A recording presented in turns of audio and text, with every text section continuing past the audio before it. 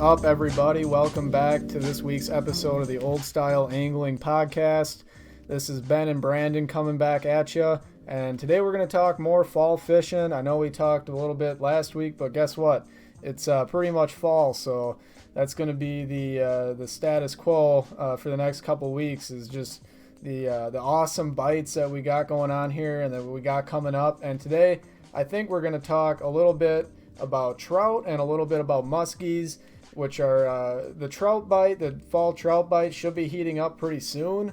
The fall musky bite, however, might take a couple more weeks to get going, but it's always nice to bring something up before it's happening. So if you need to go out and get gear, you can get it before there's a hot sucker bite, and then there's no rigs or no rods or anything available at any of the stores. So it's always good to get a jump on things, which is something I'm not very good at, and I'm hoping to improve myself in that aspect this winter, especially coming into ice fishing season, is just actually preparing my gear prior to the season starting, and just buying things in bulk and just having them on hand instead of running out of something and then just being screwed, which is what happens to me every single year. So you'd think I'd learn, but I don't. So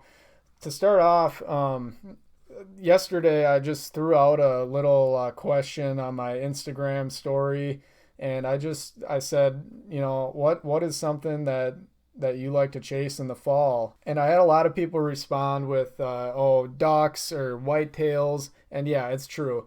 Fall is usually reserved for hunting season. The majority of this hunting seasons open up. You got deer, ducks, fall turkey if you're into that, small game, all that. And that does take up a lot of people's time. But on the flip side of that, if you're like me and you don't plan on hunting, then that really reduces the amount of pressure on the fish because everybody's out in the woods hunting, like Brandon. So my plan this year is just to stick with fishing. I'm not a very good hunter, so I might start giving that up as time goes on and transition more into fall fishing instead. And so some of the bites that I'm looking forward to are some of the bites that people brought up on my poll, and a lot of people were saying bass, perch, trout, muskies. A lot of people responded with trout and muskies, which is the two bites that I'm looking forward to the most. And so that's what I think we're going to talk about today. So to start off, I think we'll start talking about fall trout fishing, which is something I look forward to every year. I always start off my year in the spring doing a lot of trout fishing, and then once it heats up and the bugs come out and the fish spread out into the springs in different areas and out of the deeper pools, then I kind of take a break from trout fishing and start going after other things. And then in the fall, when it cools down, then I go back to it. And it's starting to get to be that time of year right now. The temperatures are cooling off. The mosquitoes, unfortunately, are terrible in the last couple weeks. So hopefully that'll change here coming up. But that's one of the big highlights for me with fall fishing is the ability to escape the mosquitoes and the bugs in general. It's tough for me in the summer to deal with those insects, but luckily in the fall temperatures cool off and they start dying off. So that ironically should also change the fishing, because if you're throwing flies in the fall, you don't want to be throwing insect imitations when all the insects die off. So fall fishing can be a great time if you're looking to get into streamer fishing, or if you're already a big streamer fisherman, then the fall is a great time to take advantage of the trout already mainly targeting fish and being able to match the hatch with your streamers instead of trying to throw a streamer on a day when there's a big mayfly hatch and all the fish are feeding on top. So that's kind of a cool aspect of fall fishing that I look forward to, throwing some big streamers. And another thing to note is streamers generally work better on cloudy days. And so just, the fish feed heavier on cloudier days and are, they feel more comfortable moving out of the holes when the sun's not beating down on them. So that's another thing to take into account is in the fall you start getting some more cloud cover going on, and that can add to your streamer fishing as well. So yeah, trout fishing in the fall is a great time of year. I don't really get into fly fishing. I have a few different friends that enjoy throwing streamers, and I don't know. It's definitely different, and I can definitely see its benefits. If the fish are moving a little bit slower, but for me personally, I'll just stick with crankbaits and spinners for now. I fished a few different spots that have produced in the fall, or even a couple new creeks that would be good fall spots for big trout. So far, I haven't really been finding a whole lot of anything. A couple nice fish, but not really the action or the consistency that you would expect.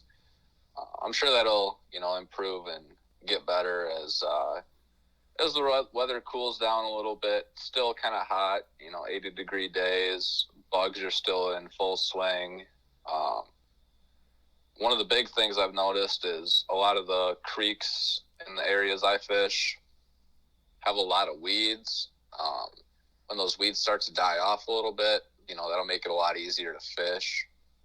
And I kind of flush some of those fish out of the weeds because I've noticed a lot of those fish, even some of the bigger ones, have just been hiding, in the middle of the creek in those weeds. And there's really no way to get those to bite. Tried, spinners right over the top of the weeds, and even tried going out at night and mousing or throwing some whopper ploppers over those weeds, and haven't had any action doing that yet, but stay tuned, and hopefully we'll get a couple low to mid 20s inch browns in the net this fall. Aside from trout fishing, which I plan on going a little bit, but I don't know realistically how much of that I'll be doing.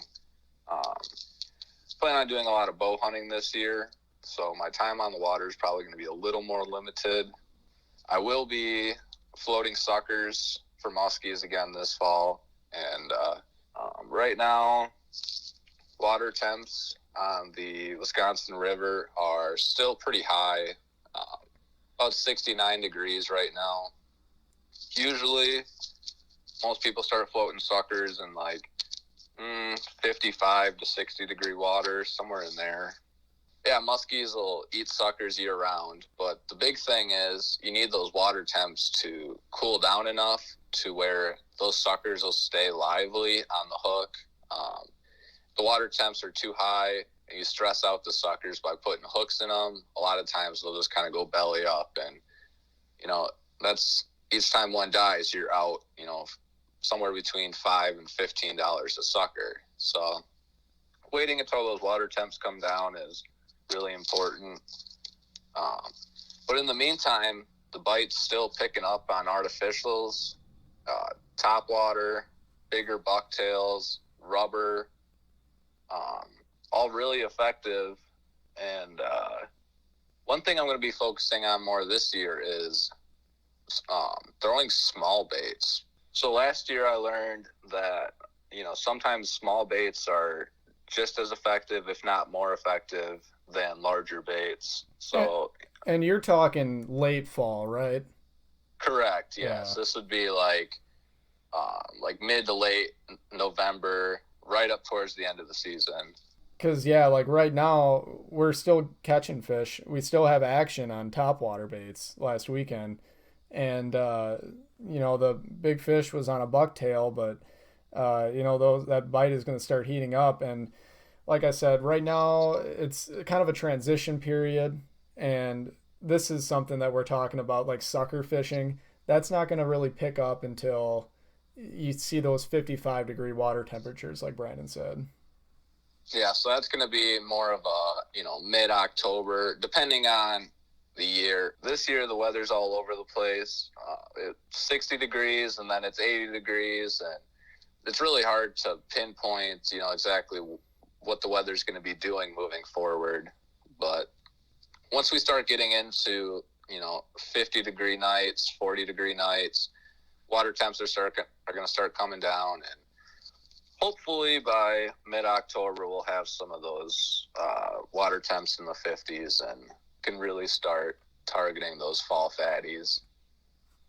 Yeah, and I mean, right now I think we're gonna see them kind of in both areas. Like we saw one fish last weekend in some pretty fast moving, shallower water on the river, and then another fish was in some slower moving water that you would think more of, a fall fish being located at, and that's I'm talking rivers. On lakes, when you're floating suckers, I know a lot of guys they'll troll the suckers behind the boat at a very slow pace, like half a mile an hour to 1 mile an hour, and they'll be running these in say 7 feet of water off a weed edge. That's kind of an area a lot of guys will target on lakes. Yeah, we still have a few weeks yet before, those fish are going to be slowing down. Still plenty of time to be throwing, topwater prop baits and, burning blades. Those fish are still going to be active for quite some time. And then once it starts getting down into like the lower 60s, then you're probably going to want to start, upsizing your baits a little bit, maybe moving just a touch slower. And then from there, once we get closer to that sucker season, then you'll want to start really slowing down your baits and, letting those baits hang in front of their face and tempting them with that big easy meal. And so if you're unfamiliar with floating suckers, you're probably wondering how do you rig these? Is it like catfishing where you're throwing on one big circle hook? No, not really. For muskies, you want to be running a quick strike rig. That's what most people go with. I'm not familiar really with any other variety of rig, but a lot of guys will make their own. Otherwise, you can buy pre-made quick strike rigs, which is a route that I've gone just because I'm not doing it a whole lot, and it's just easier just to buy one or two and then just use that throughout the whole season. But if you get a fish on, generally these are made out of wire materials, and if you get hit by one muskie, that's going to bend your leader up pretty good. Then you might be looking at, more, if you're doing it a lot, more of an expense, and then you might want to start looking at making your own rigs. And what these rigs generally consist of, a lot of times they'll have two treble hooks, and then some of them will have maybe a big single hook on the front that you'd run through the nose of the sucker. I have heard that these single hooks, like a big single hook, can sometimes cause some damage to the fish, but that's just something I read. I've never had an experience where that happened, but that's something that you might want to look into. Otherwise, for rods, me and Brandon, we don't have special rods that we use. A lot of guys will use more like a trolling rod or a glass rod, something that will work better in the cold temperatures. And the reason that they're looking at these trolling rods is because when you're using a live bait, using a heavy musky rod, when you set the hook, you could just rip it right out of its mouth. You want a little bit of you want the backbone, but you also want some more action on the tip, something more like a catfish rod if you're familiar with that. It's definitely not a broomstick like your casting musky rod. It's something a little bit different. So otherwise, for our purposes, we've been able to get away with using our own regular musky gear. But if you're looking to spend a little bit more money, and if it's something you want to do a little bit more than just occasionally, then you might want to look at those trolling rods or a glass rod. I think this year I might actually suck it up and buy a trolling rod or a live bait rod, just because, I know personally with the rod I was using last year, when those temperatures got down below freezing, I would be really hesitant to, set with all I've got, just for the fear that rod won't be able to take it. and explode the rod, lose the fish. I'd rather just be better prepared, and with the chance at hooking that fish of a lifetime, you want to be prepared. So, make do with what you have, but if you can afford it, it's definitely good to be prepared. Another thing I want to touch on is as far as sucker rigs go, I know Ben was talking about the quick strike rigs with the nose hook. If you're using bigger suckers or you don't like that option, you can also get rigs that have a nose clip, and that just goes right into the nostrils of the sucker. Keeps it a little more lively, and you don't have to worry about that single hook going really far down the fish's throat. I personally like to run smaller suckers.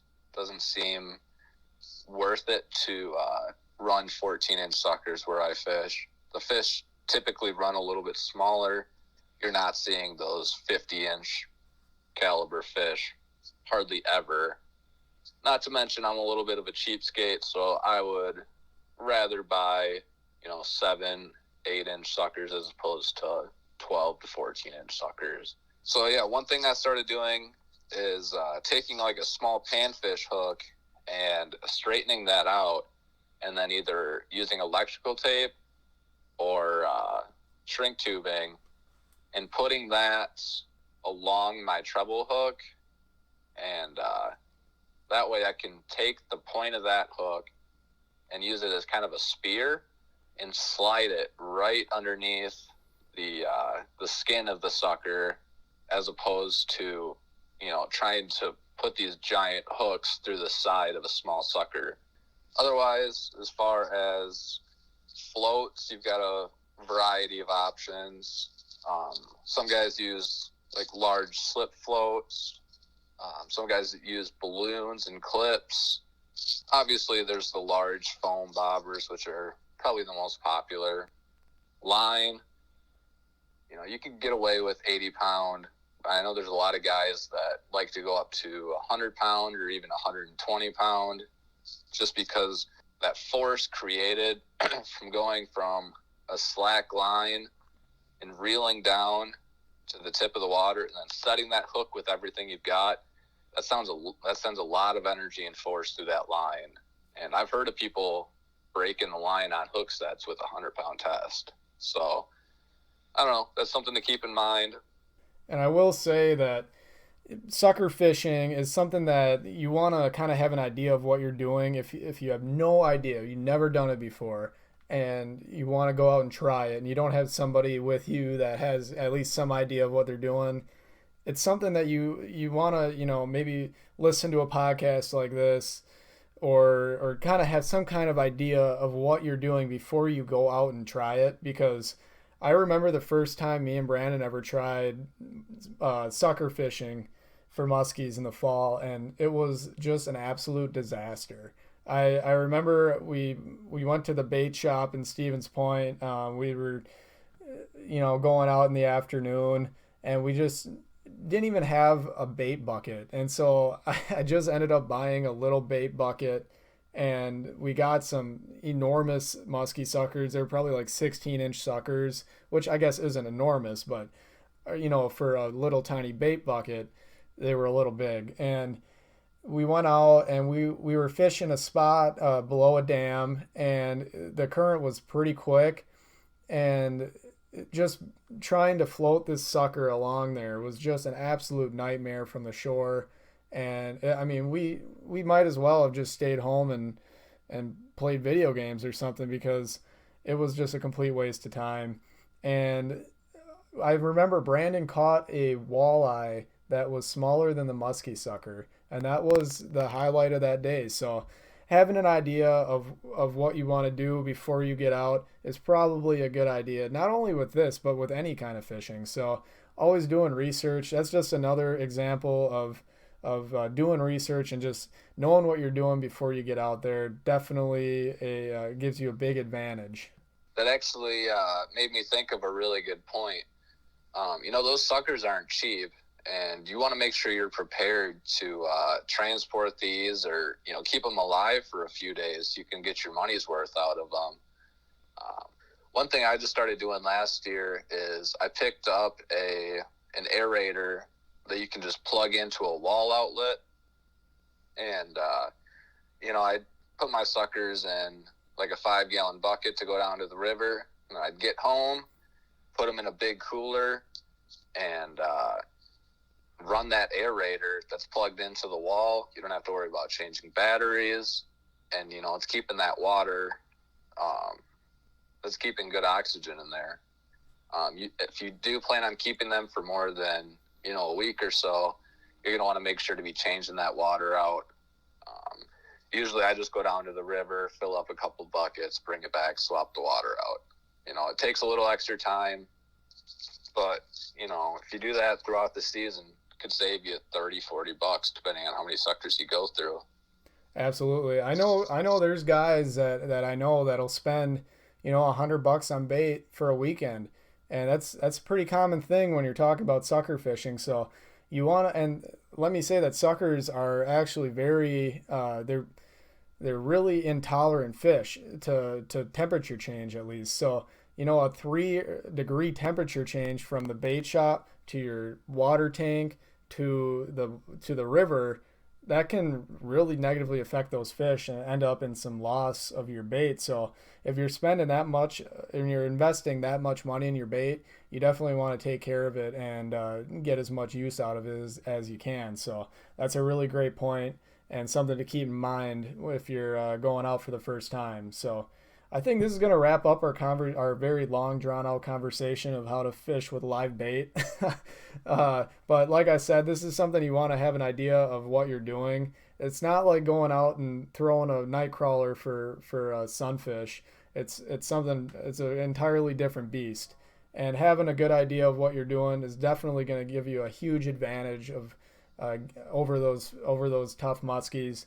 And it's a great time of year to get after them, and they really do bite good in the fall. So one last thing, if you do happen to get out sucker fishing, don't let the muskies take the suckers too long. You'd be surprised how quickly they can mow down a big sucker.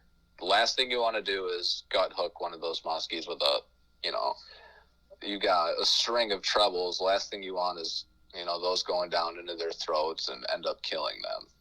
Yeah, absolutely. They call them quick strike rigs for that reason. You don't have to wait too long before you set the hook, and that just gives you a great ability to effectively catch and release these fish without doing too much damage to the fish. So that's a great idea to keep in mind. I know if you're familiar with like catfishing or other kinds of fishing where you're using live bait, usually when I'm catfishing, I like to make sure those fish have the bait in their mouth before I set the hook, and I might give them a little bit. But with muskies, you don't have to give them too long. It's an entirely different game. So hopefully this has given you some good ideas on fall fishing for both muskies and trout. And I hope you guys get out and take advantage of the great fall fishing that we have available to us here in Wisconsin.